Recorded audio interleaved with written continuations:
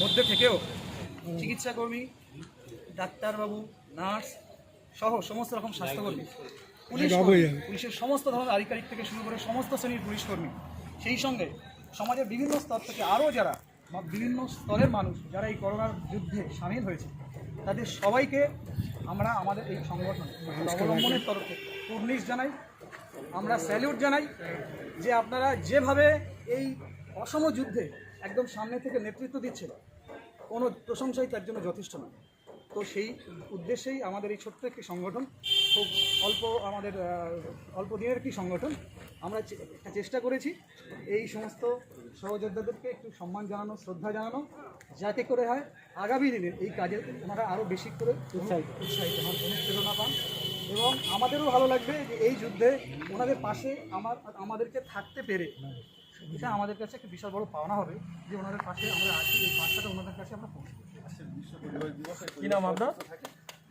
আপনার নামটা? আমার নাম ফিরোজ হোসেন, আমি এই অবলম্বনের একজন সাধারণ সদস্য। দিদি একটু আসুন এখানে। আমাকে দিয়েও বলা হয়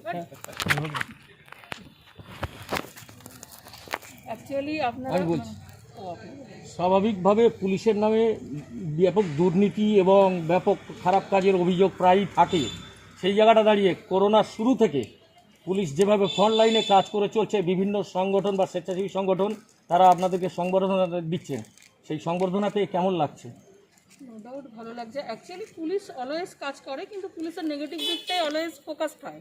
কিন্তু করোনাতে যেটা মানে পুলিশ যেভাবে, পুলিশ এবং ডক্টর এছাড়া আরও অনেক আছে, মানে আরও অনেক ডিপার্টমেন্টস আছে যারা অ্যাকচুয়ালি ফ্রন্টলাইনে কাজ করছে, তারা মানে তাদের ভালো দিকটা, করোনা আমাদের একটা সুযোগ দিল যে আমাদের যে ভালো কাজগুলো আমরা করছি, বরাবরই করতাম, সেটার একটা সুযোগ করে দিল আর কি, মানে প্রকাশের। তো আমরা কাজ করছি, এবার আমাদের সবারই অনেক দূরে দূরে বাড়ি, সেখান থেকে আমরা এই বাড়ি থেকে এত দূরে আছি, এইভাবে কাজ করছি।